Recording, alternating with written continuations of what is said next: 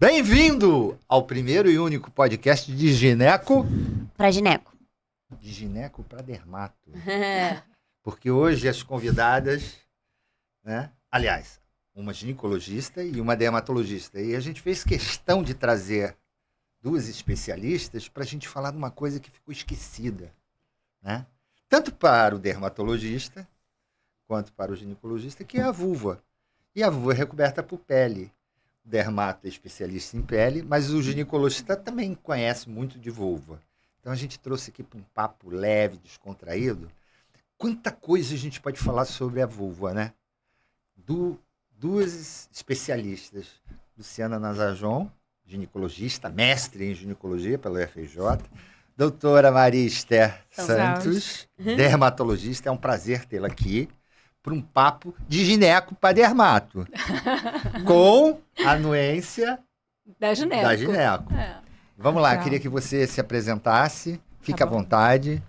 Então, prazer. Primeiro, obrigada pelo convite, por estar aqui, por estar podendo dividir com vocês um pouco da minha história, da minha vida, de dermatologia, e estar aqui com a Luciana, que é minha colega de trabalho lá na clínica.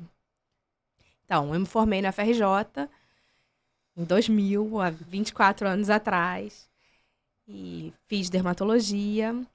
Acabei escolhendo essa especialidade porque no início da faculdade existia um programa de iniciação científica chamado PINC. Continua. Que continua existindo com esse mesmo nome. E que a gente acompanhava e fazia biópsia de lesões de verrugas genitais com PCR, que é o Polymerase Chain Reaction. E aí eu passei a acompanhar o ambulatório de vulva, fazia as biópsias, levava para o laboratório. E era um ambulatório de patologia vulvar. Aí fiquei com aquela coisa de dermatologia, às vezes oscilava, será que eu vou fazer cardiologia? Será que eu vou fazer hemato? Porque sempre os diagnósticos à beira do leito era o que me interessava do ponto de vista clínico. E aí fui indo, e eu falei, não, eu gosto mesmo de dermatologia, é isso que eu vou, é por aí que eu vou. Então o meio acadêmico acabou seduzindo você, Acabou. né? Acabou levando você. Foi o primeiro contato. E é interessante porque o que você está falando do PINC, Programa de Iniciação Científica. E hoje, a própria UFRJ, você tem várias especialidades, as ligas, né? A gente já trouxe ligas aqui da Unirio, a gente trouxe da UFRJ, os ligantes de dermato, tem ligante de ortopedia, tem ligante de GO, que é o aluno do curso clínico, um pouquinho mais à frente do curso básico, e que já está em atividade. Eles têm diretoria, eles têm, enfim, eles se congregam, eles têm apoio da própria faculdade. Mas aí eles já faz ficam, convite. Ficam ali por dentro da especialidade, Não, mas... eles fazem muito network. Ah, é? Então, eles acabam sendo convidados por... Eles convidam um professor para dar uma aula, esse professor acaba chamando, vem cá, vem no meu hospital, vem uma cirurgia. Então, eles vão fazendo uma rede. E vão participando como alunos, né? E eles vão evoluindo na própria diretoria, né? Então, tem aquele primeiro... Eles fazem prova para ser ligante. O nível está muito alto.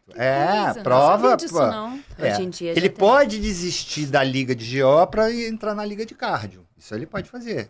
Ele fica 1 ano. Então, ele fica, às vezes, 1, 2, 3 anos na liga. Às vezes, até Você tem que período contribuir eletivo. com a sua liga, né? E eles se reúnem frequentemente. Eles fazem uma reunião de todas as ligas do Rio de Janeiro.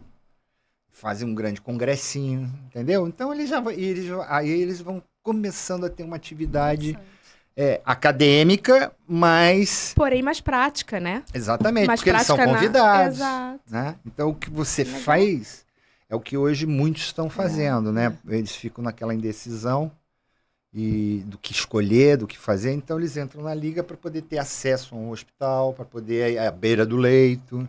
Não, é uma oportunidade, né? De ver um pouco mais das especialidades, talvez. É uma oportunidade de vivenciar um pouco da prática médica. Porque quando você é estudante, no início, você não... você está aprendendo histologia, é tudo tão distante. É tudo tão fora da realidade da prática clínica, que você tendo a oportunidade de conviver, mesmo sem saber, você já consegue enxergar e ter uma coisa mais palpável da medicina. Sim. Você consegue ver a aplicabilidade das coisas que você está estudando. Entendeu? E isso é que faz diferença no seu conhecimento técnico no longo prazo. Então, isso eu sempre falo para o estudante de medicina, olha só, vivencie a medicina. É difícil quando você tá lá, né? Gente que quando você tá lá, às vezes você perde essas oportunidades, né? Pra gente, a gente começava pela obstetrícia, né? O ginecologista sempre começava pela Arrumava obstetrícia. Um plantãozinho. Então, é isso. Ia dar um plantãozinho, acompanhar Fora que alguém, você, quando entra pra faculdade, a família já tá te cobrando, né? Pressão, tira pressão, prescreve o meu remédio. Entrou pra faculdade de biomédico, né? Você já é médico. Não é isso? Luciana Nazajon, se apresente, fale aí da sua trajetória como ginecologista. Então, eu me formei em 93, né? Fiz o meu internato eletivo em ginecologia lá no Fundão, e aí eu quis fazer a pós-graduação no Moncorvo. Né? Eu tinha amado o Moncorvo e eu quis voltar para lá e fazer minha formação lá. E daí fiz minha pós, depois eu fiz mestrado, depois eu fiquei no Fundão um ano dando aula como professora substituta, depois eu fui para o mestrado, e aí eu terminei meu mestrado lá no Moncorvo em 2000. Naquela época, eu trabalhava muito com mama, né? Tanto que minha tese foi sobre o câncer de mama, né? E aí, assim, alguns anos atrás, eu tive uma experiência pessoal de câncer de mama, né? E aí eu percebi a falta que faziam outras questões que não só ficar focado no tratamento do câncer, né? Mas as repercussões do câncer para a saúde da mulher, de modo geral. E fui atrás dessa questão da ginecologia regenerativa. E aí, naquela época, eu fiz um curso, né, de ginecologia regenerativa. Foi quando fui trabalhar com você na clínica, né, Zé? E aí foi a descoberta aí de um mundo novo. Uma redescoberta. Uma redescoberta de uma área da medicina, da ginecologia, que não existia, mas que eu percebia que fazia falta, né?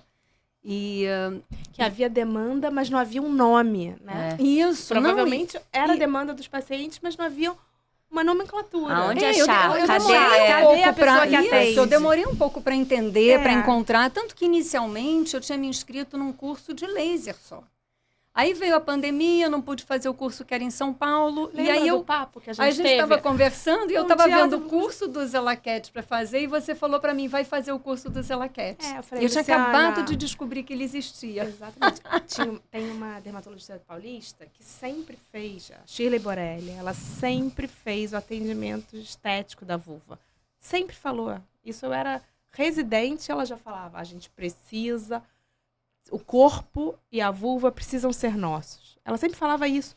E eu falava, é verdade, Sheila. Então, assim, isso há 25 anos atrás. Então, essa demanda dos pacientes já existia.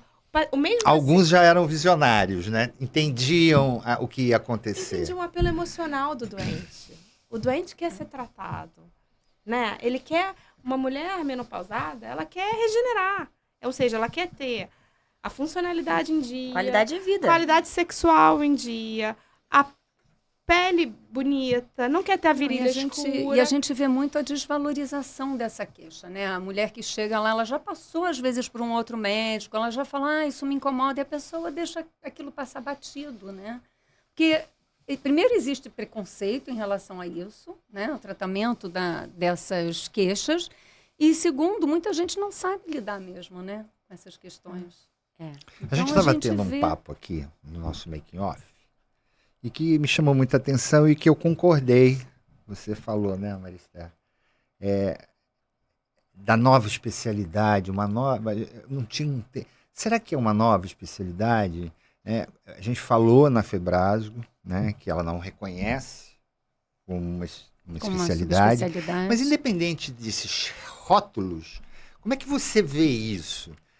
Vai ser uma área mesmo de atuação para um ginecologista, essa área da regenerativa? Independente do rótulo? Independente do rótulo. Assim, a Febrasgo acho que não reconhece, eu não sou ginecologista, sou dermato, mas eu posso falar sobre a minha especialidade. Então, quando eu me formei, a cosmiatria era mal vista. Eu fazia laser na minha residência para pelo e eu tinha colegas que falavam, você vai virar cabeleireira? Né? E hoje em dia a medicina estética é super reconhecida, a gente tem congressos específicos, a gente está dentro da cirurgia dermatológica. Alta tecnologia envolvida, um mercado imenso.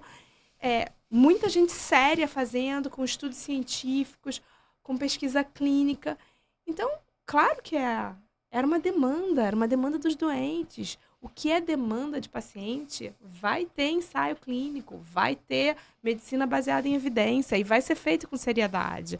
Então, independente do rótulo, a medicina regenerativa, ou a medicina da qualidade de atendimento à pessoa que está envelhecendo, é uma demanda dos pacientes. Então, independente de ser reconhecido como um nome com apelo comercial, que é o que normalmente... o que é visto, né? Que é o que é mal visto pelas sociedades, é uma realidade do consultório. Então, em todo consultório clínico, tem a mulher que quer se cuidar. E quer se cuidar. Precisa saber onde ir. E ela precisa saber onde ir. E que se tiver qualificação para isso, seria ótimo, né? Mas o que fica... A gente tem que deixar claro, e que você colocou, né, implicitamente, é que não há curto-circuito. Não dá pra gente... Você tem que aprender a dermato, você tem que aprender a ginecologia, o que é uma vagina, vulva, anatomia, e aí sim, fazer a parte, né? Então, assim, não até tem que pular. Não pode pular etapa. Exatamente. Até porque você não vai poder fazer um CO2, de repente, em cima de uma lesão pré-maligna vulvar, de uma doença, um CO2 com um canal cervical adoecido por HPV, ou fazer um laser num paciente que está com lesão subclínica herpética. Então, você tem que saber as patologias. Não tem que conhecer a patologia, tem que conhecer a indicação. E aí entra um pouco aquilo que a gente falou antes também, que quando eu comecei nessa área, a gente falou, né, que a nossa formação, é engraçado como ela sempre deixou a vulva um pouco de lado e a gente não aprende, né, muito sobre pele. E aí, quando eu fui para essa área, eu tinha muito medo de eu ir fazer um tratamento regenerativo e deixar passar uma lesão de pele, né? Porque a gente não tem esse olhar. E hoje, as mulheres estão com as vulvas expostas, né? O que a gente estava falando sobre a depilação. Então, a gente tem que olhar, a gente tem que ver se tem mancha, a gente tem que ver se tem alguma coisa que é suspeita, né? Antes de pensar no tratamento regenerativo, que às vezes vai ser até contraindicado, né? Se a gente tiver um olhar cuidadoso. É geral, né? Quer dizer, não é que vai ser contraindicado para sempre, mas às vezes você precisa tratar uma coisa primeiro para poder fazer a outra, né? Sim. E saber também como é que é a ordem Veja dessas coisas. Veja que você está pensativa. Pode falar. Não, concordo com a Luciana. E eu concordo e acho que é por aí. A gente não pode deixar de atender a demanda do paciente, mas a demanda tem que ser tratada com seriedade.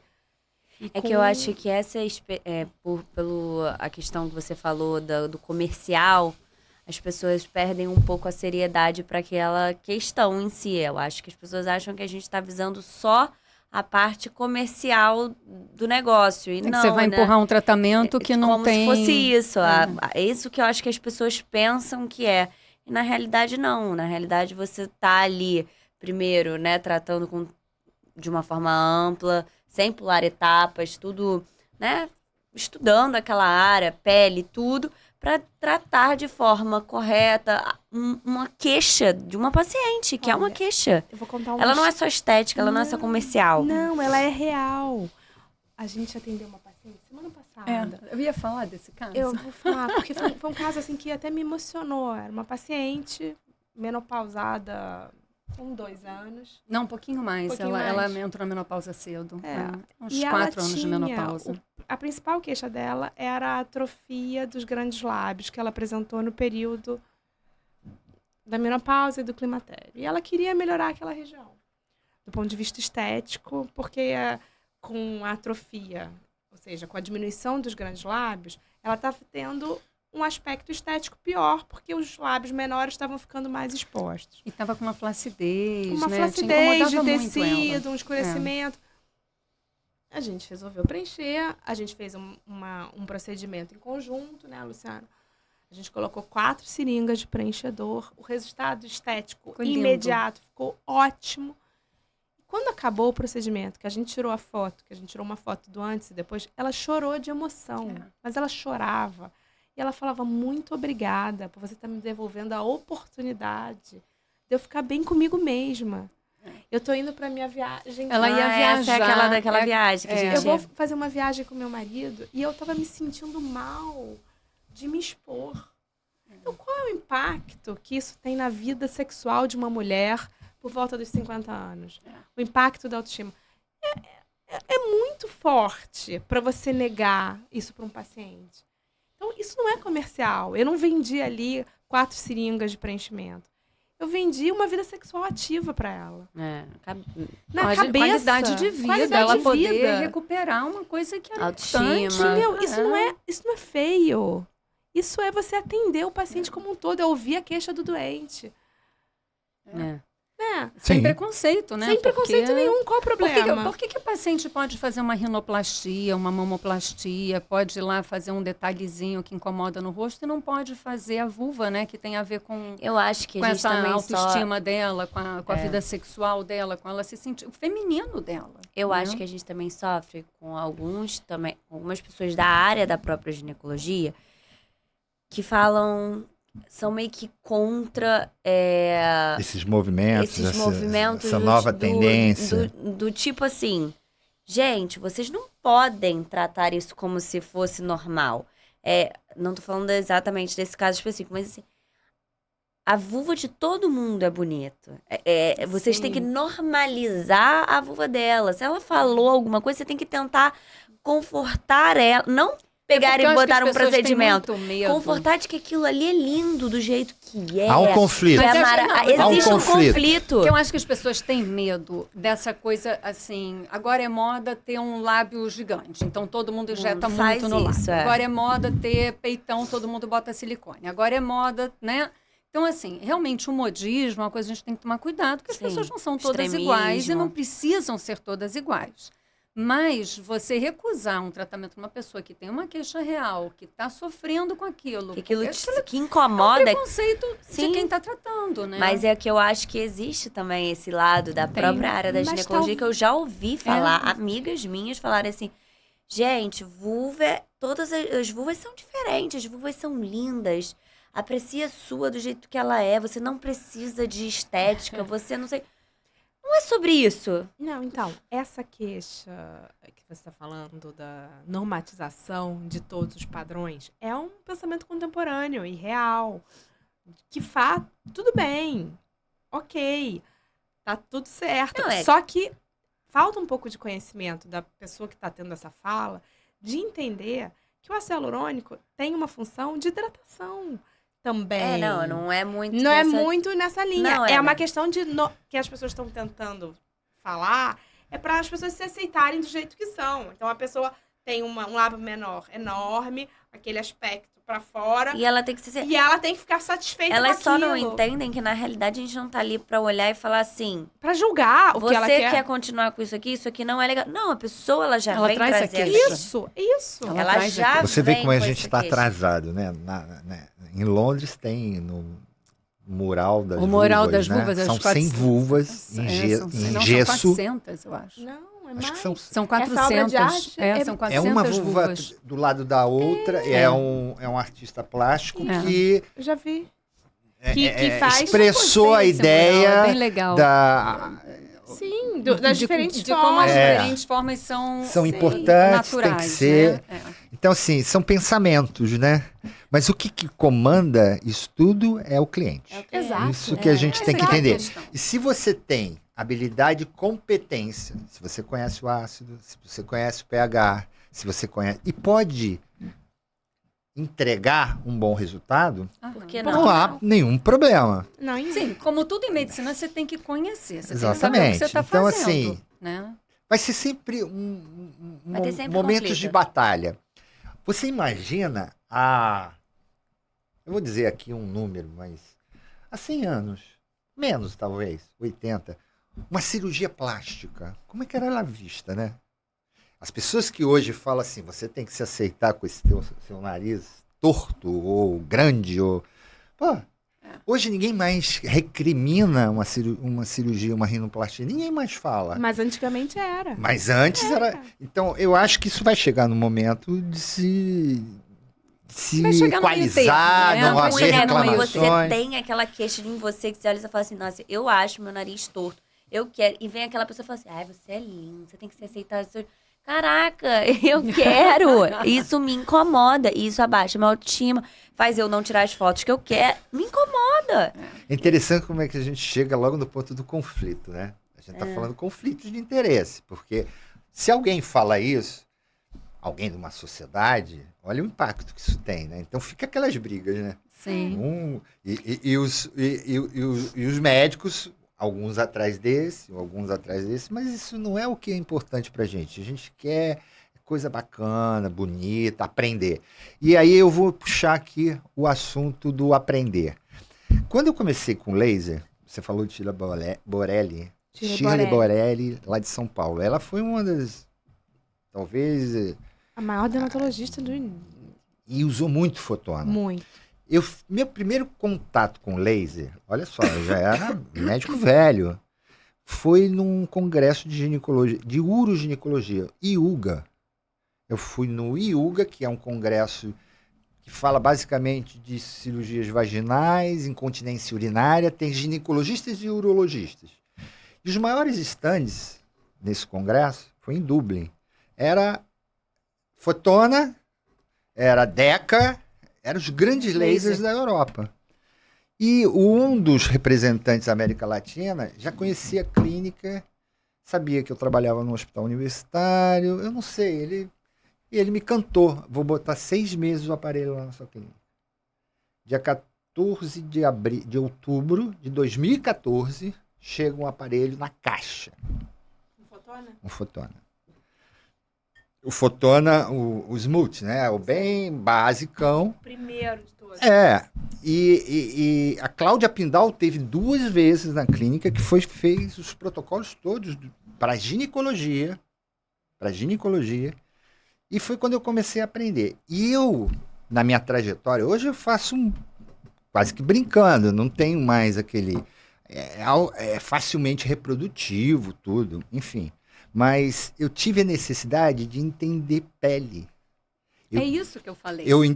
Eu operava câncer de vulva. Eu entendia de câncer de vulva.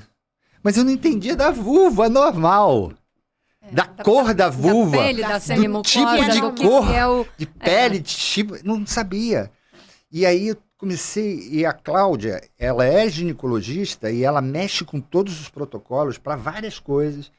E eu comecei a ver que uns preparados que ela pedia tinha a ver com a dermatologista. E não eu tinha uma dermatologista na clínica. Eu comecei a ter que dar uma lida, estudar. É aquele papo que a gente teve no início.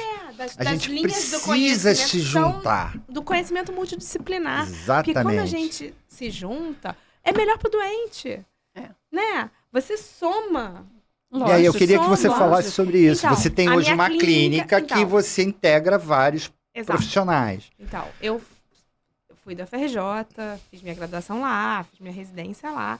E na FRJ sempre teve esse conceito da multidisciplinaridade. Em várias. Né? Dermato era do lado da DIP, da infectologia. Na época da maternidade de escola, ficavam os pediatras, os ginecologistas, o anestesista. Então, sempre foi uma coisa multidisciplinar. Quando eu fui para minha clínica, eu tenho uma sócia, que é dermatologista, que foi minha colega de residência, e a gente é sócia há 25 anos. E aí a gente foi crescendo, a cirurgia dermatológica foi crescendo, a cosmetria foi crescendo.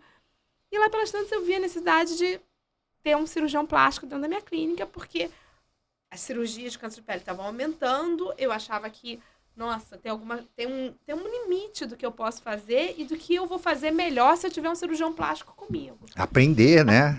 Então, ele vai ter um olhar melhor, eu vou ter um olhar melhor do que eu posso fazer de laser, posso ajudar, e ele vai ter um papel lá na clínica. E aí, lá pelas tantas, eu falei, Luciana, tem Fotona, tem toda a parte da parte do rejuvenescimento íntimo, que eu não vou fazer do introito para dentro. Eu não vou fazer, eu não tenho competência técnica, né? Eu não vou fazer um Papa Nicolau para ver se para passar um espéculo e ver se o colo do útero está saudável o suficiente para receber um CO2. E eu sei que o CO2 é ablativo e que, né, você não vai Então, tem um limite que só soma você ter 2 especialidades. E que a troca, às vezes, em consultórios distintos, não é tão intensa e tão... Não, quando você está do lado é muito mais fácil. Quantas vezes acontece da gente pedir para dar uma olhada na paciente, né, uma da outra? E quantas vezes é mais fácil. Uma opinião. Como a gente faz na clínica também. Mas sim, uma opinião. É um olhar... Não, é uma necessidade, que eu diria. Então, olhando a minha clínica hoje em dia, você vê, hoje, outro exemplo, eu estava lá no consultório, chegou um paciente que tinha tido um queloide, tinha feito uma abdominoplastia, tinha uma complicação na cirurgia da mama dela, não queria ser vista pelo cirurgião plástico, chegou para fazer o queloide e aí imediatamente tinha uma indicação de ser avaliada por um plástico. Isso acontece o tempo todo. Isso acontece também na ginecologia. Né? Porque a minha paciente dermatológica, que tem por volta de 50 anos, que veio fazer laser, veio fazer botox, veio ver as pintas, é a paciente que está menopausada e que fala assim, ai, tô numa dúvida se eu faço reposição hormonal. O que você acha do ponto de vista do risco de câncer de mama? Eu falo, não sou eu que tenho que responder isso. A doutora Luciana é especialista em medicina regenerativa. O foco dela é estudar a menopausa. Ela faz laser aqui na clínica, a gente faz laser no mesmo dia, a gente faz... será que ela pode me atender? É quase que imediato, porque é o mesmo doente. O doente é um só. O doente não é segmentado. Olha vários aspectos do mesmo doente. Essa que é a questão. Essa que é a questão. Isso ajuda muito. Isso agrega. Agrega valor. Valor, qualidade de atendimento. Agrega valor também financeiro, é óbvio. Se você tem uma clínica onde você tem... Lógico, em vez de você tem o vascular, tem o cirurgião, o angiologista, você tem o cirurgião plástico que pode dar... Poxa, você tem... É muito bom. É muito diferenciado o atendimento, sem dúvida. E é aí que a gente também vai falar, né? A gente também não vai ficar só no... A gente quer entender, porque se a gente está com uma dermatologista... Porque assim, eu costumo brincar, os congressos, eu fui algumas vezes convidados, como eu comecei em 2014... São Paulo começou antes, mas eu, talvez aqui no Rio, o Fotona foi o primeiro. Existia um cirurgião plástico que tinha, mas ele não fazia. E aí eu comecei a fazer, mas muito voltado, ainda com essa coisa antiga, né, jurássica do acadêmico, o cara da universidade. Eu queria ter muita certeza, porque era uma novidade. Sim. Eu não queria, lia muito. Tinha muito material científico de fora. O Fotona sempre deu muito suporte nesse sentido, né? Aí eu comecei a ver a necessidade de entender como empreender. Por quê? O ginecologista não tem a pegada nem do cirurgião plástico e nem... Não é feio falar sobre isso, isso é legal, porque o dermato ele já tem um aprendizado um pouco mais na frente. Você quer ver? Porque eles lidam com... Vocês sabem mexer numa máquina fotográfica. O cirurgião plástico sabe mexer numa máquina, sabe tirar uma foto do paciente. A gente não sabe. A gente tinha aula na residência lá na FRJ, era uma vez por semana aula de fotografia, com o departamento de fotografia. Na clínica Olha a importância. Na clínica da Esther tem uma sala. Você tem uma Eu tenho uma sala de fotografia na clínica. Isso é uma coisa... Olha só. Né? Mas eu aprendi isso na residência. E eu esquecia de fotografar as vulvas. Eu demorei para entrar na minha rotina que tem que fotografar. A gente não tem esse hábito. Por ser uma região íntima, a gente tem que ter todo o cuidado do armazenamento do material, enfim. Mas você está entendendo? Eu queria que você falasse um pouco dessa coisa do empreender. Porque a gente não sabe... Olha, se você vê os consultórios de ginecologista, ele só sabe comprar aquela espátula de aire, lâmina fresco, acabou. Ele fala de botox para incontinência urinária de urgência, mas ele nunca viu uma ampola. Ele não sabe nem aonde comprar. Ele não tem noção nenhuma. Ele nunca comprou um aparelho. Ele não compra aparelho. O aparelho mais caro que ele tem, no máximo, se tiver... É um Frax. Não. Isso é agora. É um colposcópio ou um microscópio. Eu estou falando da minha geração. Ele não aprendeu absolutamente. Enquanto que você... Mas a sua geração também foi a época da fertilização in vitro, não foi? Não, estava começando. Que eram altamente tecnológicos também, naquela época. Sim, mas era um mundo muito à parte. Muito à parte. Quem fazia isso? O ginecologista não tinha no seu consultório... Não era junto, né?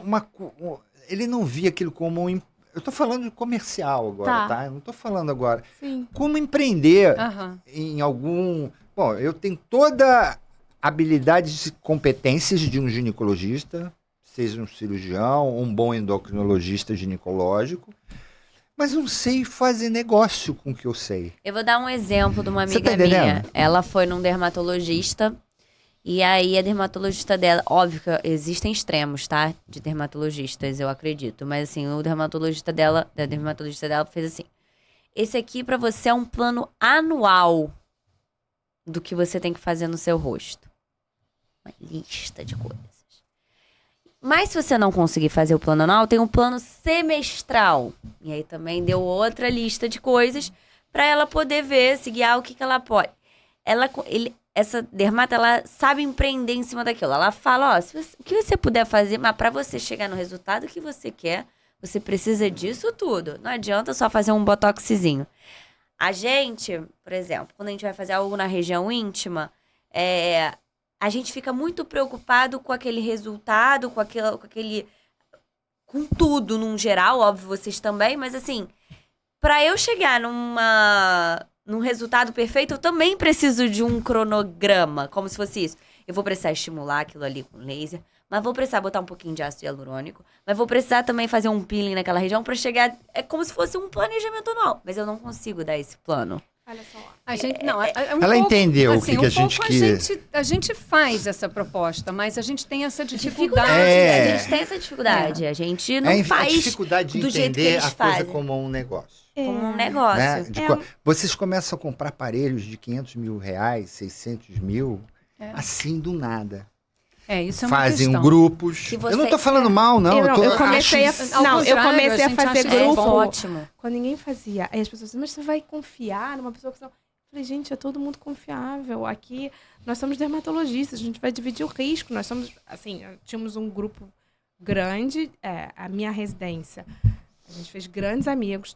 Por um acaso, os consultórios são perto. Eu falei, olha, isso aí vai ficar obsoleto que nem computador. Isso é tecnologia. Tecnologia, né? O aparelho muda. Tem um break-even point. Tem um giro. Então, se você não usar o aparelho enquanto ele está no crista da onda, quando ele ficar obsoleto, você não tem nem valor de revenda e você não usa mais. Então, é muito melhor que você saiba otimizar, do ponto de vista econômico, aquele investimento. Então, isso a gente não aprende na faculdade. Isso você aprende na vida.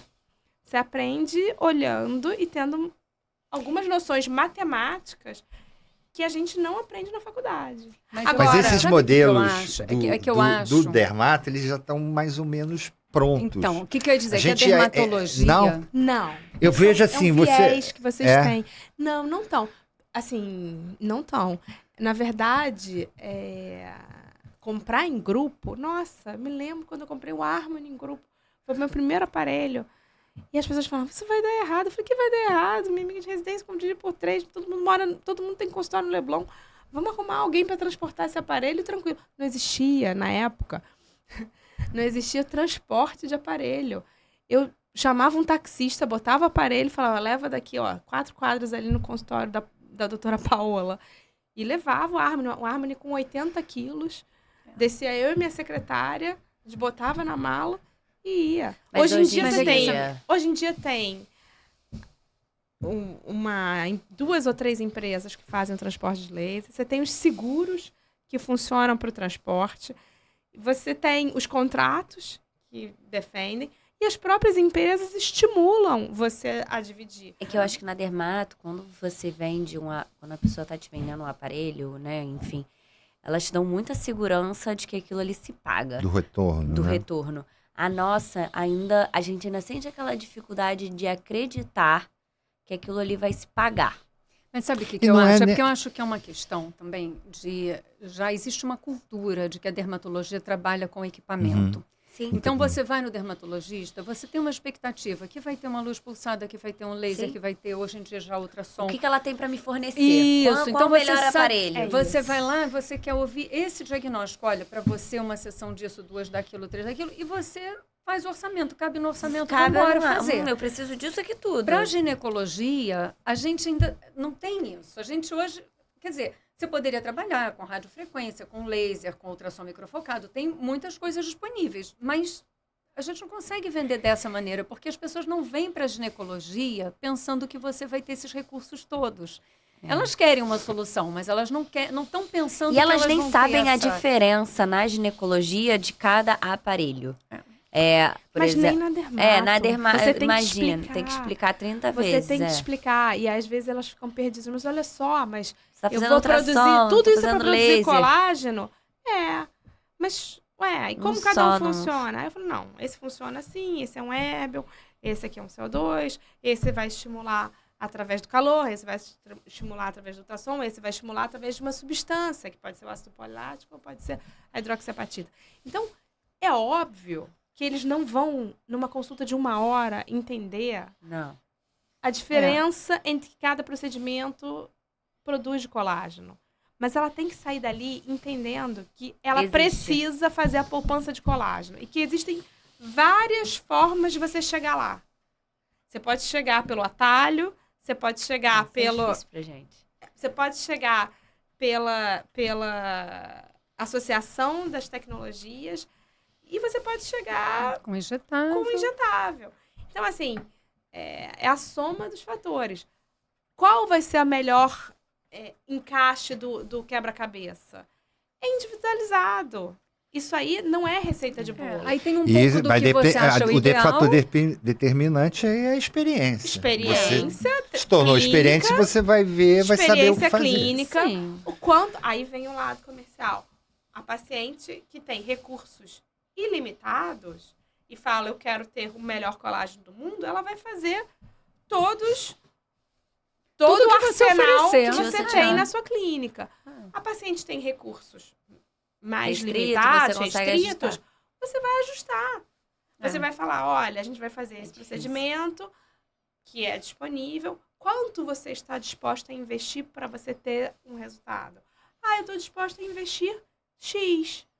É X? Então a gente vai fazer... É que eu acho que quando você vai para uma dermato, você está esperando receber talvez esse valor X. Quando você vai para o ginecologista... Um orçamento. Quando você vai para o ginecologista, você não está esperando que ele vai te dar um orçamento. Não. Eu entendi. Ele acha que o seu limite é até o preventivo. Você falou isso no nosso bate-papo antes. Eu entendi.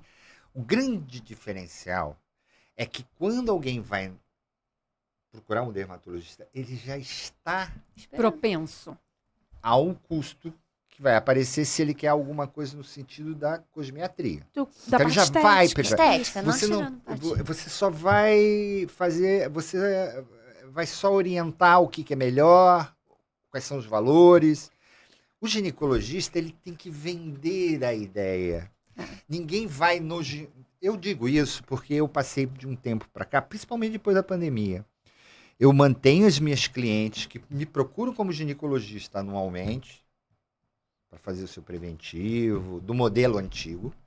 E hoje eu tenho uma clientela que não é minha, que vai fazer o laser, porque foi encaminhada a mim, que não é minha cliente. Eu não tenho dificuldade nenhuma em falar. Você está entendendo? Ela já vem preparada, ela já vem própria. Vai indicar. Eu não estou vendendo mais a ideia do laser, ela já vai lá para fazer laser. Mas a nossa própria paciente é muito difícil. É difícil eu falar. A senhora está precisando de um laser. Porque a gente vem de uma formação voltada para cuidar de doença, então a gente tem essa dificuldade de lidar tanto, né, com com as demandas. Que as pessoas acham isso feio, mas não é feio. Você tá... Não, o paciente tem a indicação. Lógico. Ele não é obrigado a fazer nada, né? Ele pergunta, eu posso melhorar isso? Pode. Para melhorar isso, você precisa fazer... Eles nem sabem, às vezes, que aquilo ali dá para melhorar. Eles não sabem. Não, mas se ele tem uma queixa... Não, mas tem a demanda. Não, tem uns que vêm com a queixa falando, tem uma queixa. Eu tô com ressecamento. Mas às vezes não sabe que dá pra melhorar, dá pra dar... Eu tenho paciente que fala assim, mas dá pra clarear? Mas dá pra dar uma enchidinha? Mas dá pra fazer isso aqui na região? Existe ácido hialurônico. E os colegas falam, não faça essa pergunta, porque isso é cruel. Você não pode. É região é? Aí tem aquele Você fez a gente essa tem que pergunta? Você levantou essa ideia? Sério? Na sua especialidade tem isso? Claro. É porque não é quando você vai num dermato, você tá no seu rosto, você fala assim, doutora, eu quero saber o que faz pra melhorar aqui. Aí você fala, eu tenho uma colega dermato que ela olhou pra minha cara e falou assim, dá pra gente botar um negocinho aqui, um negocinho aqui. Eu falei assim, meu Deus do céu, nem eu sabia que eu precisava disso tudo. Vocês têm uma facilidade de olhar e falar assim, dá pra melhorar isso. Sem que a pessoa fique... ninguém vai se sentir ofendido, né? A parte da região íntima fica. É um tabu, né? É desnecessário. Tabu. Mas eu vou falar uma coisa pra você. Mas eu faço muito mapeamento lá na clínica. Mapeamento com Photofinder, que é a fotodermatoscopia. Eu brinco com os pacientes, eu falo, você não faz mamografia anual? Para ver como estão as microcalcificações, se tem lesão suspeita. A gente faz o mapeamento das pintas, que nada mais é que um exame que, na parte clínica, você tem, mas é um exame que facilita um acompanhamento de longo prazo, porque você tem um baseline e depois você acompanha. Esse procedimento não é aceito pelos convênios. Ele torna o exame melhor, porque a gente faz diagnóstico de câncer de pele com dermatoscópio tradicional durante a consulta, mas é um exame fotográfico, é um exame que tem um software, que tem uma máquina. E como é que eu falo isso para o paciente? Eu falo, olha, eu vou continuar fazendo seu diagnóstico durante a consulta. Eu vou olhar uma lesão suspeita e vou fazer a biópsia. Mas você passa a ter um olhar de acompanhamento evolutivo. Que eu não tenho memória para gravar 200 pintas em 40 minutos e daqui a um ano lembrar como elas eram. Então, eu passo a ter um exame fotográfico, micro e macro. E a mudança evolutiva ao longo do ano, de um ano depois... Eu te pergunto, tem dermatologista que fala mal desse? Nenhum. Mas todos procuram não é todo ter... mundo... Não, porque custa R$400 mil uma máquina dessa. Um Photofinder.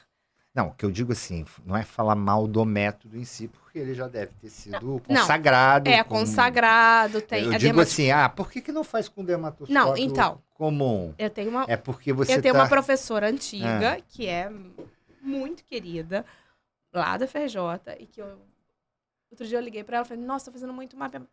Você deixou de fazer biópsia das lesões suspeitas? Claro que não, professora. Continuo, tem indicação de biópsia, eu vou fazer a biópsia. Mas eu faço menos biópsias se eu mapear ou fizer o confocal? Claro. Eu faço diagnósticos de melanomas cada vez mais precocemente? Com certeza. Minha assertividade diagnóstica aumenta? Com certeza. Eu enxergo pintas que cresceram ao longo de um ano que eu poderia não ter visto olhando o mapa retrospectivamente? Claro. Então, na verdade, o que você está fazendo ao você propor coisas que têm um valor financeiro envolvido, mas que você está dando qualidade de atendimento, o paciente enxerga. O paciente enxerga o que é melhor para ele quando você faz com seriedade. Né? Então, assim, é uma coisa... R$1.875, R$1.850 é um valor caro de mapeamento? Mas o paciente vai fazer isso uma vez por ano e vai fazer diagnóstico de melanoma, salvar a vida dele. Quanto vale isso? Quanto vale fazer um fotona e a pessoa não ter que hidratar dentro do canal e ter conforto na hora da relação sexual? Da qualidade, né? Qualidade de vida, qualidade de atendimento, de proposta. Então, a gente não pode ter vergonha de oferecer o que é melhor para o doente. E que isso tem um custo. Na realidade, eu entendo isso. Eu acho que não é nem sobre a vergonha de oferecer. É ter todo um cuidado em saber como oferecer e chegar nesse ponto. Eu tenho essa dificuldade. Porque você tem que colocar na sua anamnese mais dirigida esse assunto. E esse assunto é delicado para cada mulher. Às vezes você solta uma coisa que às vezes ela nunca sentiu. Por exemplo. Não estava incomodando. Ela não estava incomodada. Mas vou te dizer uma coisa, Paula. A gente fala em doença, vou falar aqui de uma coisa que é super comum em ginecologia, E que se a gente não pergunta, a paciente não fala. Incontinência urinária. A paciente não fala, e a gente tem que perguntar, porque a gente vai querer tratar. Então, assim, de novo são os preconceitos, né? Porque quando está ligada a uma patologia, né, que está lá... Aí tudo bem, né? Aí você pode guiar na amnese. Quando está ligada a uma área que é a área da sexualidade, da autoestima, do feminino... E que tem ou quando uma envolve estética, um aparelho caro, é feio. É feio, mas isso muito na área da ginecologia. A gente sente isso muito. É bem difícil indicar tratamentos, muitas vezes. Agora, gente, eu fica queria mal ouvir visto. de vocês, como é que vocês trabalham numa clínica multidisciplinar? A demanda está realmente aquecida nesse quesito? Nessa área. Síndrome geniturinária, né? Não vou nem falar clareamento. Eu tive que aprender a clarear só para poder o meu coração descansar. Não era uma coisa que eu queria oferecer, mas de tanto fazer o geniturinário, né? O desconforto, a secura, elas perguntam, a primeira coisa, esse laser também clareia? Porque ela já sai, ela já viaja, né? É isso. Então, assim, esse laser também clareia, eu falei, tudo bem, olha, primeiro vamos tratar aqui. Eu sempre deixava para um segundo momento, deixa eu tratar aqui, você vai fazer suas sessões, depois eu fui aprender com os dermatologistas, né? Entender um pouco de pele, entender para fazer de uma forma consciente, sem levar prejuízo, sem levar complicação. Porque tem uma manha para entender isso, do pH. Porque não é só chegar, é aquele negócio que a gente falou, né? Não é só você ir num cursinho, agora eu já sei e vou fazer clareamento que vai dar... Você tem que conhecer o aparelho que você usa, o fototipo da pele da paciente, né? Tem uma porção de coisas envolvidas. Como é que tá isso? É isso que eu queria perguntar para vocês, que trabalham juntas, né? Tem muita demanda para clareamento, assim? Eu vim aqui para clarear. Ou é sempre conjunto com a secura, com a queixa da menopausa? Assim, para mim, eu te respondo um pouco enviesado, né, a minha amostra, porque minhas pacientes também vêm meio que encaminhadas para a questão regenerativa. Então, quando vem essa queixa, ela em geral vem junto, né? A paciente veio para fazer um laser porque tem ressecamento, porque tem incontinência urinária. E aí, no decorrer da consulta, ela pergunta se pode clarear também. No caso da Esther, acho que é o oposto. Para mim, porque é o oposto. A paciente vem com a queixa do escurecimento. Então, você tem muito mais queixa de escurecimento, tanto da virilha quanto da vulva. A virilha, assim, as adolescentes ou que estão com um aumento de peso e que estão com aquela resistência insulínica e faz pseudocantose, não é nem a cantose, mas faz aquele escurecimento. Falar de atrito. Dermatologia. Não é. Quando tem a cantose, é aquela lesão, mas tem um escurecimento mesmo. E às vezes ela tem uma hidrosadenite, que também está relacionada à resistência insulínica. Às vezes ela tem uma pele seca que faz o atrito. Então, assim... É uma queixa muito frequente o clareamento da região da virilha. Você usa muito laser nesse? Eu uso Spectra, eu uso creme à base de ácido glicólico, fórmulas manipuladas, específicas, porque como é uma área de... Tranexâmicos também? Tranexâmico eu não uso muito, não. Mas você pode usar... Você pode usar peeling de tranexâmico, fica ótimo. Que eu uso... Aí você faz como se fosse um drug delivery. Você faz o laser e aplica... Faço depois, não faço nem como drug delivery, não furo, não. Você pode fazer como drug delivery, se você quiser, mas eu normalmente faço o Spectra, que é um laser, um soft laser, para clarear, que já clareia bem sem causar tanto dano na superfície. E depois eu coloco como se fosse um peeling de tranexâmico. E clareia. E aí ela vai para casa com produto, com plástico de PVC. Tá, mas é o mesmo esquema que a gente querendo aprender também. Né? A gente pega o dermatologista que quer aprender logo. É lógico. Não, além do plástico, do PVC, ela fica com o medicamento até a sua próxima consulta? Não, ela fica com um clareamento em casa, com uma fórmula manipulada. Depois um ácido fraco. Um ácido fraco, que ela fica 6 horas, depois ela lava. E aí depois ela faz uma manutenção para ir clareando. Eu acho que é o mais difícil. O quê? O clareamento. O clareamento na área ginecológica, eu acho que é o mais difícil pra gente Não, fazer. o que acontece? Ela tem tanta prática como dermatologista. Eu não acho, não. Então, Pra ela, gente é bem ela difícil. tem no movimento dela de atendimento... Ela sabe como a pele Como- reage, como ela tem reage. outra. Pra O gente que é a, bem a difícil. grande dificuldade é a gente entender e ter o passo a passo. E outra coisa, se você está pensando naquele sangramento, naquela mulher que você operou, bagunça tudo. Você começa a deixar, eu não vou Não, clarear. seu mindset é outro. É outro. É Então, outro. Você vai na decidir escala de fazer- prioridade da paciente, da sua vida.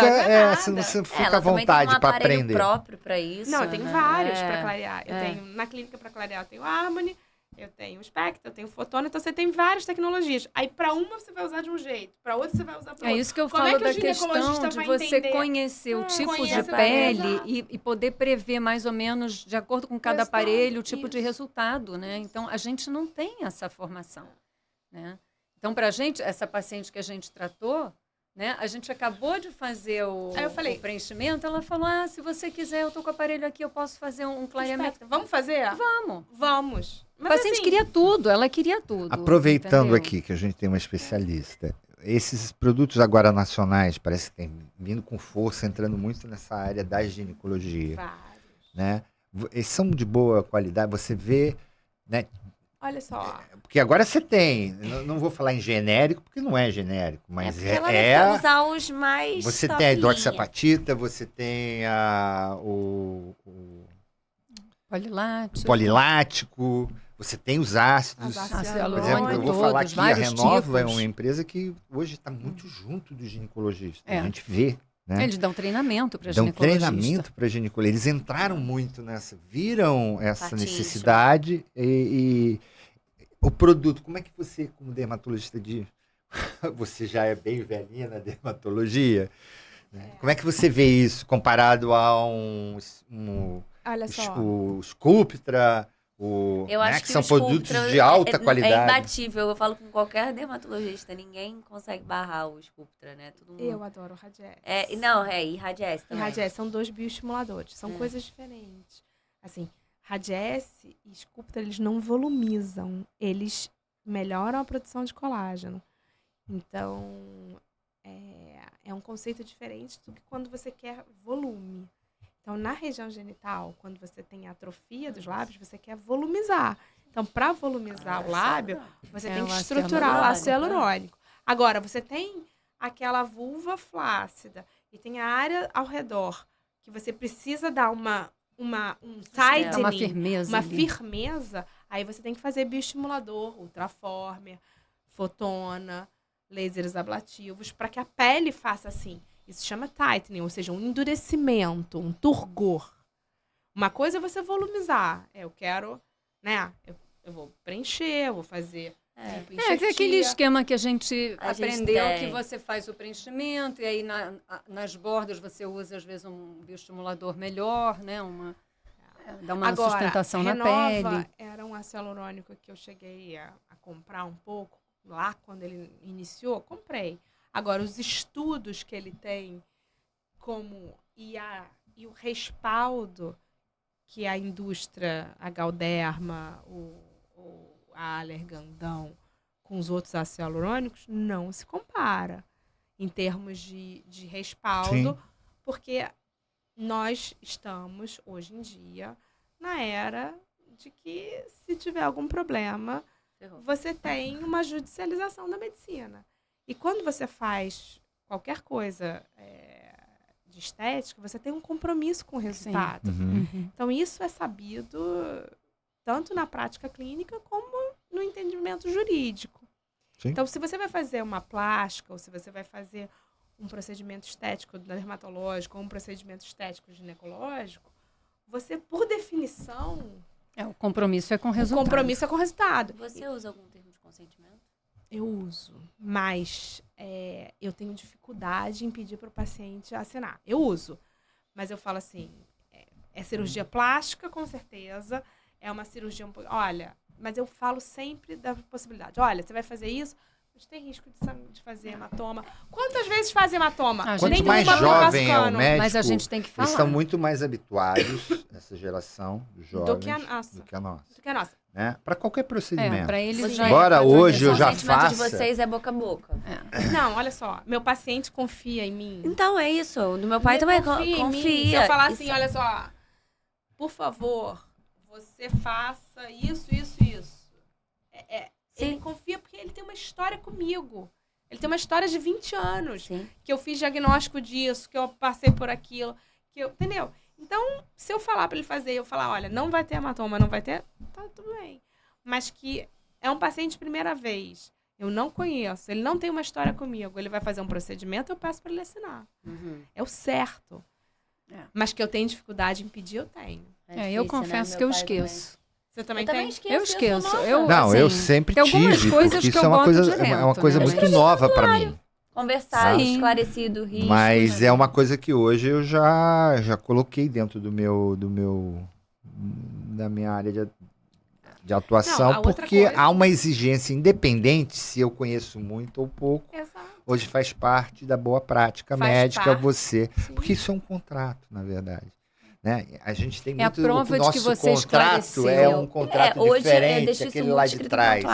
Hoje a coisa está muito contratual. Está muito tipo americano. O americano é assim, né? Aqui vai dar 60%, aqui dá 70%. Ó, esse produto é o Spectra, é o Renova, o outro ácido hialurônico. Esse aqui dá tanto. E assim, escolha. A gente tem uma coisa muito mais do coração, emotiva, né?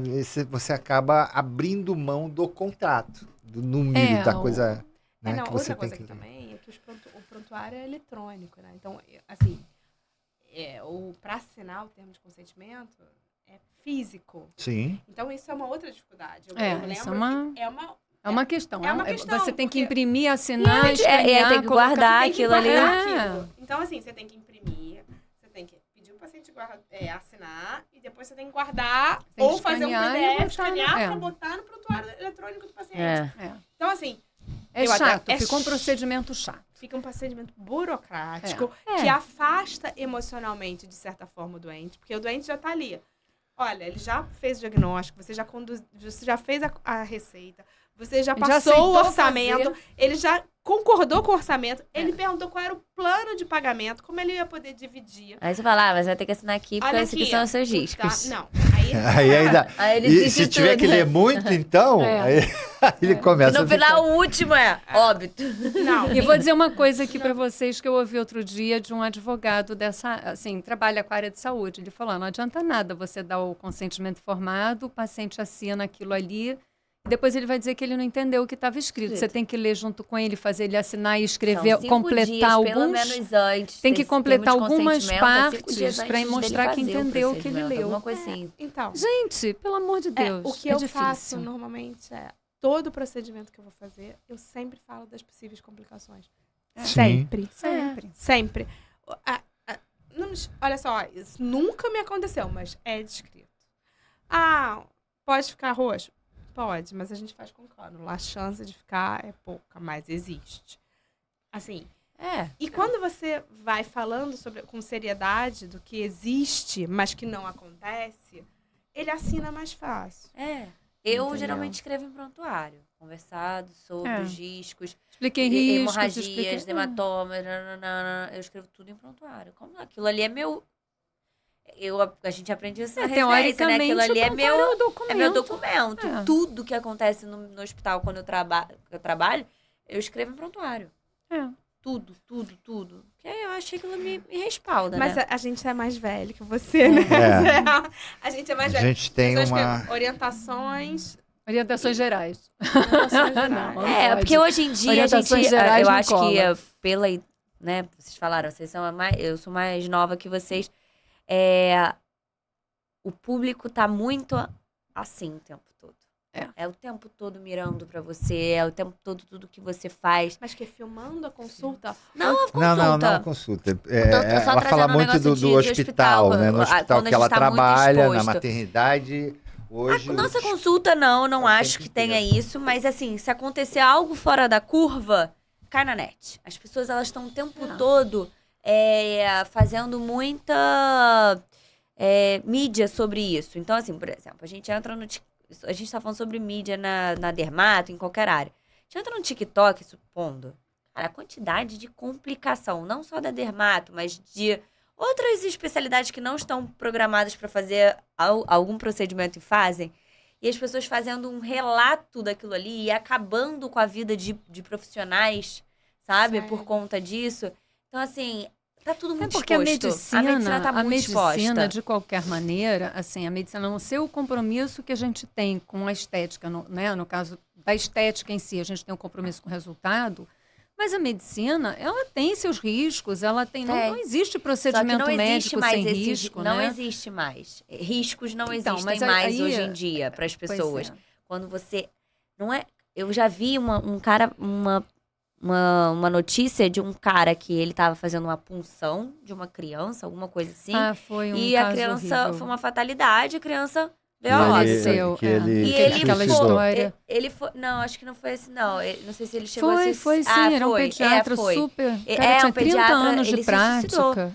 Porque o ataque era como se assim, ele é o culpado daquilo. Ele não é o culpado daquilo ali. Aquilo foi uma complicação do procedimento. E tá tão... A quantidade tá violento, tá muito radical, né? A verdade em qualquer área, né? Em qualquer área. Eu diria que é o seguinte, a gente tá no meio de uma mudança na sociedade, uma mudança do comportamento. E parte dessa mudança do comportamento é a internet e os telefones. Então, assim, as pessoas se relacionam amorosamente de uma outra forma. As pessoas se relacionam na relação interpessoal de outra forma. Terminam pelo celular. Gente, é um outro mundo, né? Não, um outro mundo. E aí, de repente, a relação médico-paciente, que é uma relação interpessoal, também tá um pouco mais afastada. Sim. Outro dia, a Natália, que trabalha comigo, ela falou, essa paciente estava filmando sua consulta. Eu falei, Não, ela tava filmando. Eu falei, Natália, vai ver que ela tava filmando para poder lembrar o que eu expliquei na consulta. Ela falou, não, mas olha, pode ser que... Será que isso... Assim, ela vai você não perguntou por que ela estava filmando? Eu nunca tinha reparado. E agora você está me falando que os pacientes filmam, os médicos. Eu sou muito respaldada para isso. Aí recente também são nos jornais. Tem lugares que exigem que você deixe o telefone. Eu sou muito respaldada para isso, porque eu trabalho em hospitais públicos. E não só em hospital particular também, não tô dizendo isso, mas assim, eu tô dizendo que as pessoas, elas têm já aquilo ali pra... Uma maldade, pra se defender, uma arma. Uma arma do tipo, se não acontecer dessa forma, do jeito que ela tá falando, eu vou usar isso aqui contra ela, entendeu? Como se fosse isso. Então, eu já sou bitolada já com isso. Eu já, na hora que entra na consulta, tá com o celular na mão, mando guardado na bolsa. Não, né, eu evito o máximo eletrônico na sala. Não deixo. Durante a minha consulta, celular dentro da bolsa. Quer filmar o coraçãozinho do bebê na hora que tá batendo? Na hora que estiver batendo o coraçãozinho do bebê que eu botar, pega o celular e bota pra botar. Mas assim, eu já sou totalmente antenada com isso. Engraçado, né? A nossa geração não tem. A gente não tinha essa preocupação, então a gente não tá ligado nisso. Não, eu também não. Então, a Natália que me mostrou que ela tinha filme filmado. Que as pessoas, assim... Ela tem a tua geração, ela é da tua geração. A gente tem muita... a gente já vê aquilo ali com... Já olha e fala assim, isso vai dar ruim, sabe? Por que ela tá fazendo? Pra quê? Pra quê, né? Não é no intuito. Se ela quiser uma orientação, porque ela vai esquecer, ela me pede pra escrever. Eu falo, posso gravar, né? Posso gravar o que você tá falando? É uma coisa aberta, né? É uma coisa aberta. Então, assim, a gente já vem muito mal cuidado. Mas essa evolução da medicina nesse caminho, ela é ruim, né? É ruim. É ruim. E a gente está, como você falou, a gente está numa mudança da sociedade. Paradigma, os modelos estão... A gente está no nosso momento final, então eu queria aproveitar que vocês duas, na mensagem, falassem um pouco, você como dermatologista, que inspirasse a nossa audiência. O jovem, às vezes, quer, puxa, a Maria Esther tem uma pegada legal, aonde é que eu faço? a dermato, eu me formo assim, faço uma pós-graduação, Acha que tem que vale fazer a pena residência, um não ginecologista tem. fazer pós-dermato? Olha, Maria Estef. vamos lá. Primeiro, eu sempre acho que o jovem tem um potencial, assim, enorme, de uma energia interna para, assim, sabe? Tipo, investir, gás. Então, faça tudo, assim, com muita paixão. Se especialize. Faça dermato. Assim, onde fazer dermato? Vai fazer a prova pro melhor lugar. Melhor lugar. Sempre pensando no melhor. Sempre pensando no melhor. Não queira pouco. É. Então, assim, você pode até não Dá conseguir. um jeitinho. Não tem. Vai pra lá. Faça a prova de residência. Acabou a prova de residência. Vai fazer o R4, seja em cirurgia dermatológica, seja em mapa, seja em estética. Vá fazer. Hoje tem R4 em mapa? Tem, no INCA. Tem. Tem a Natália e a Ana Paula, que trabalham com a gente, fizeram, a gente faz. Vai para a Itália para aprender o mapa. Vai fazer curso de tudo. Vá estudar, porque essa energia é a energia que move montanhas. É isso que faz você ter a segurança de poder oferecer para o paciente o que é melhor, e ele vai ver nos seus olhos que você tem aquilo ali, que você domina, que está na tua mão. Então, é isso que faz você ter a autoridade. Então, aqui, essa coisa que a internet fala de construção de autoridade, não é construção de autoridade, é construção de vida. Você construiu a autoridade à medida que você se capacitou tecnicamente para ser bom naquilo. Sim, exato. Então, não perca nenhuma chance de estudar nesse momento que é tão rico da sua trajetória, né?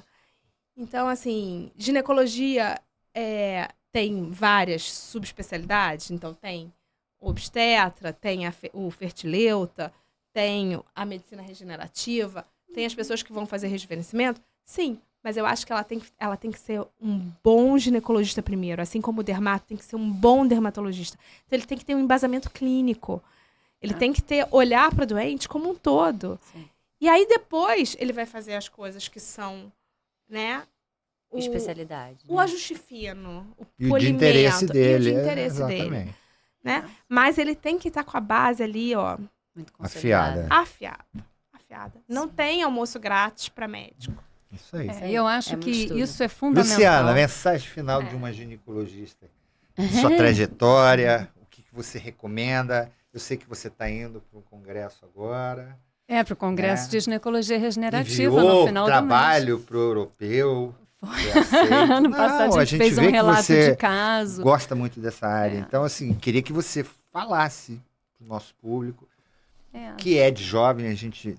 E os não tão jovens também. Tem gente que está né, tá virando a chave, está redescobrindo algumas áreas. Essa área da ginecologia regenerativa, como é que você vê? Você vai estar no congresso? Dá a sua mensagem final. Então, eu acho que a gente tem milhões de opções dentro da ginecologia, né? Como a Esther estava falando, existem subespecialidades. Eu estava indo no caminho da mastologia, né? E nesse momento da minha vida que eu dei essa virada, eu fui para a regenerativa, né? E menopausa e regenerativa, porque eu acho que são coisas que caminham juntas, né? Você vai olhar a mulher da menopausa e vai pensar nas questões também da regenerativa.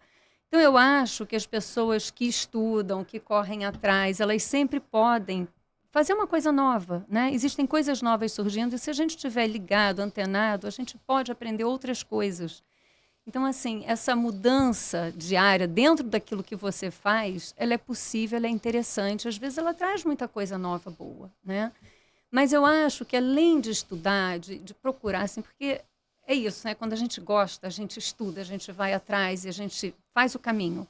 Mas eu acho que a gente se ligar a pessoas que agregam para a gente é fundamental. E eu acho que uma das coisas assim, mais legais da gente estar aqui hoje é porque eu estou com pessoas que me acolheram na hora que eu precisei e que me oferecem uma troca diária do lado da ginecologia, do lado da regenerativa, da dermatologia.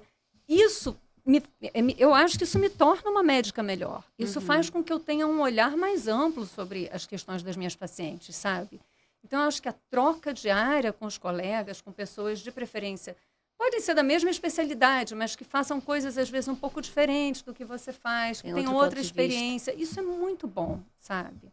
É muito bom. Então, acho que a gente tem que ter a cabeça aberta, se juntar a pessoas de outras áreas, de outras especialidades e poder agregar, né? Que isso, tudo que a gente pode fazer o protagonista principal é o paciente.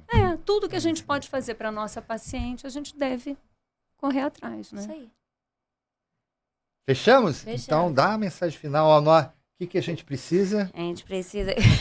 Fala, Paula. Eu sou ruim nisso. Que vocês se inscrevam no nosso canal, dê o like, ative o sininho para gerar mais engajamento, para a gente poder trazer mais convidados incríveis como esse. Foi muito bom. Muito obrigada. Muito obrigada.